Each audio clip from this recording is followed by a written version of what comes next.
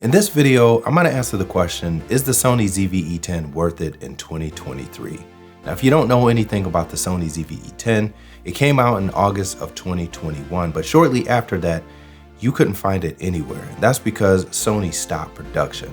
The reason why is because there was a chip shortage. But now that the camera is available, the question is, should you buy it in 2023? Now, if you don't have the patience to sit through this video, I can just answer the question for you right up front. The answer is yes, the Sony ZV-E10 is definitely worth it in 2023, but it depends. Sorry, but it's just the truth.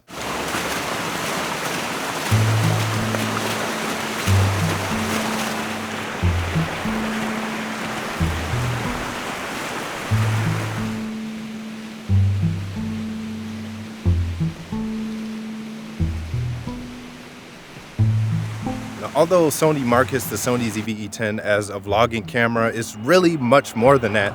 You could do a lot more than just vlogging. You could do weddings, you can do events, you could do birthday parties, you could shoot photos.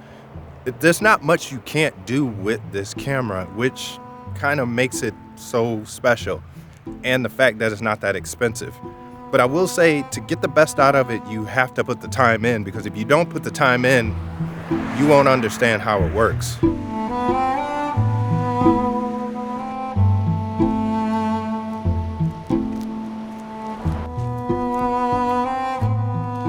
Then you have things like the iPhone 13 Pro Max, which I'm shooting on right now, and it just makes things easy as well. In some cases, some things are a lot more easy. Like if I want to do something on TikTok, I can just shoot it, upload it directly to TikTok. I don't have to take a SD card out, load it into a computer, edit it, then upload it to my phone, then upload it to TikTok. I can just go literally straight from my phone to TikTok. Vertical video, same thing. I just turn my phone vertical and I'm good to go. Now, if you have been on social media at all within the last year or two, then no doubt you have heard of the Sony ZV-E10. It's a very popular camera, and just about every single YouTuber has reviewed this camera. And you're probably still thinking though, is this camera worth it in 2023? So I'm gonna give you 5 reasons why I believe the Sony ZV-E10 is worth it in 2023. The first one is its size. It's a very small, lightweight camera, and that makes a huge difference if you're gonna be traveling. If you've traveled before, then you know that if you pack light, things are a lot simpler. You don't have to worry about hauling around a bunch of gear and odds and ends that you could potentially lose. The second one is the button layout. Now, I can tell you from experience in using this camera, the button layout makes this camera very easy to operate. I mean, really easy to operate. At first, I thought it was going to get in the way and I wouldn't have access to all the controls that I needed.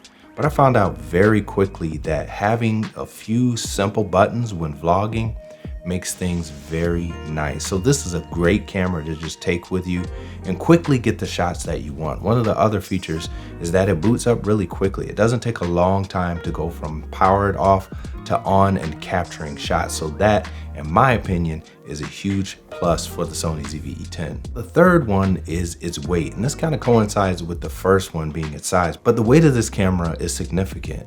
Not in the way that you would think though. It's significant because it's so light. If you've held a camera or anything that may not seem that heavy for an extended period of time, well, it can get heavy over time, but this is a camera where you can hold out in front of you. You don't have to worry about your arms getting really tired over the course of time because it really is very lightweight. That is a plus with the ZV-E10. Now, number 4 is lens choice. With the Sony ZV-E10, you get hundreds of lenses that you can choose from. Now, I know you may be thinking, wait a minute, there aren't 100 lenses for the APS-C line. And you are right. However, because of the E-mount, which is the type of lens mount this camera has, you can adapt all kinds of lenses to this. So you can use APS-C lenses, you can use full frame Sony lenses, you can adapt Canon lenses, you can get Sigma lenses, Tamron lenses, and the list goes on and on and on. So you have a wide selection of lenses that you can use with the Sony ZV-E10. And this actually is the thing that takes it away from just being a vlogging camera into the professional world. So you can shoot wedding videos with this thing. You can do events. You can do all kinds of things. And we haven't even touched on the portrait side of things, but because we do have access to all these different lenses, you can actually do some really nice portrait shots with this camera as well, even without a viewfinder. The fifth and final thing about this camera is its get up and go abilities. Now, what do I mean by that? Well, it's kind of all of these wrapped up into one because it is a small, lightweight package, because it does boot up quickly, because you have access to all of these lenses and all of the other autofocus features that it has, the flip out screen, the fact that you can add accessories onto it makes this camera a really nice camera to just get up and go with. You can literally pick this camera up and in a matter of a week or so, just playing around with it, you can get some really good quality shots out of this camera, which leads me to the last part of this review. So far we talked about reasons why you should get the Sony ZV-E10. But remember at the beginning of the video, I said, yes, the Sony ZV-E10 is definitely worth it in 2023, but it depends. Well, let's talk about that right now. When getting into a camera for YouTube or other things that you want to do, you have to ask yourself, what primarily are you going to be using your camera for? So if picture quality is your main concern, then go with the ZV-E10 over something like a cell phone. But if ease and convenience is your thing, then you may want to go with a cell phone. Now wait a minute, I just said that the Sony ZV-E10 was very convenient and it was easy to use, right? So why am I all of a sudden telling you that your cell phone may be better? You're confusing me here. What's going on? Well, this is the real part of using cameras and getting into social media. When you're first starting YouTube or your social media journey, the first thing that comes to mind typically is getting a camera, but the camera is not the first thing you should focus on. That's because so much other stuff comes before that. And one of those things you may want to consider is convenience. If you want to be consistent with YouTube, which I haven't been the way I should, then you need a camera that is going to not get in the way of that. With a cell phone, that is going to give you the least amount of resistance to create content. But what do I mean by that? So let's say you want to post on TikTok, right? Well, with TikTok, that lives on your phone. So you point the camera at yourself, you do your TikTok, and you upload it, and it's there. That's it. With the Sony ZV-E10, if you want to upload your videos to TikTok, you're going to take your camera, put a memory card in, a battery, and you're going to choose the lens that you want. You're then going to set up your camera vertically so that you're filling the whole screen. The second thing you're going to do is you're going to press record and get your content. Now you have to make sure your mic is set up correctly. You have to make sure your image is the way you want it by adjusting your aperture, ISO, and your shutter speed. Once you get all that stuff done and you record it onto your SD card, you're then going to take that SD card out, put it into your computer. You're going to open up your editor, put the video files into your editor, edit those videos, then you're going to export that video. Once you export that video, then you're going to have to bring that video over to your phone so that you can upload it to TikTok. Now, if you're someone who's trying to get consistent with your content every day, that is going to prove to be a huge barrier to get over every day. Now, I'm not saying that over time it doesn't get easier, but with that many steps, it's going to make it that much harder for you to stay consistent. And it could potentially give you a reason to stop because there's so many steps to do. Whereas with your phone, you literally just pick it up, record your video, and hit one button and you're done. Also, you won't be able to take advantage of filters because that is actually using the software that's been downloaded on your phone in real time. So you have to forfeit all of that stuff. Now, if that's not a big deal to you, then fine. But I just want to highlight some of the things that you will face when you start to switch from your phone to a Sony ZV-E10. Now, if you plan on buying a Sony ZV-E10 to replace your cell phone, then here are some things that I want you to really think about before you make that switch. Number one, are you willing to take the time to learn some new things? Now, with anything in life, it takes time to learn, and the same is true with the Sony ZV-E10. If you know nothing about cameras, then you're gonna have to learn things like ISO, shutter speed, aperture, how to use the lens, how to properly frame, how to control the camera in a way that is going to give you the best picture. Just simply getting the Sony ZV-E10, putting a lens on it and turning it on is not going to give you a better picture than your iPhone. I will say that in the beginning, the iPhone is actually going to give you a better image than the Sony ZV-E10 if you don't know what you're doing. The Sony ZV-E10 in auto mode is not that great. The cell phone is light years beyond. The software is just so much better and it's optimized to give you a great picture. The second question is, do you have patience to find the answers when you get stuck?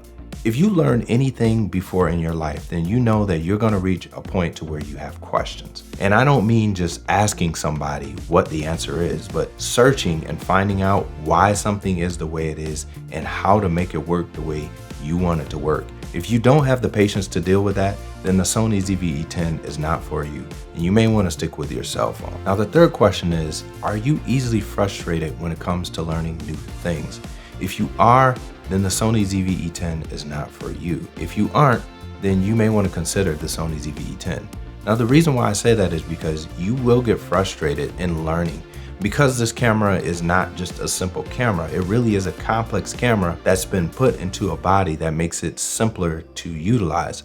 But it is by no means a very simple, basic camera at all. This is a high quality camera and you can do a lot with it if you have the knowledge to get it out. And you have to have the patience to be able to take the time to learn how to get the best out of it. Number 4 is, are you willing to do your own research for answers to your questions? Now, the reason why that's so important is because you have to be willing to put in the work to get out what you want from this camera. There are a lot of YouTubers out there that talk about all kinds of different cameras, but most of them have not taken the time to master the Sony ZV-E10 or master other cameras because they're always talking about other cameras. So if you post under their channel, more than likely, they're not gonna be able to give you the answer that you're looking for. And it's not always because they don't have the knowledge. They may simply not have the time because they're trying to grow their channel and answer all the thousands of comments that they're getting every day, especially if they have a lot of subscribers. It really gets difficult to answer the questions. It just gets overwhelming. So the question is, do you have the patience to do the searching yourself and to grind and find the answers? I would recommend joining forums. I recommend looking on Reddit. I even have a Facebook page. I'm not on there that much, but you can join it. I'll put the link in the description below. And if you have questions, then feel free to ask them there. But you have to be willing to do the research and dig yourself. If you're not, then the Sony ZV-E10 is probably not for you. Now, the last thing I'll say is this. You must understand that great picture quality takes time to learn.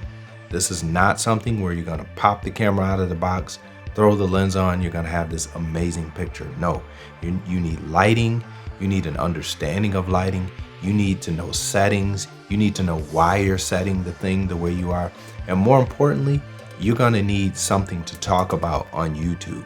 You can't just get on here and talk about your camera. If it's not interesting, nobody's gonna watch it. YouTube is a job, YouTube is a business, YouTube is a craft. And if you're not good at it, you will not grow here on YouTube. It's difficult for me to grow, and I put a lot of time into this and I'm still learning. So if you're thinking that you're just gonna grab a Sony ZV-10, you're gonna get these beautiful pictures and your page is gonna take off, that's not gonna happen unless you're some type of great storyteller.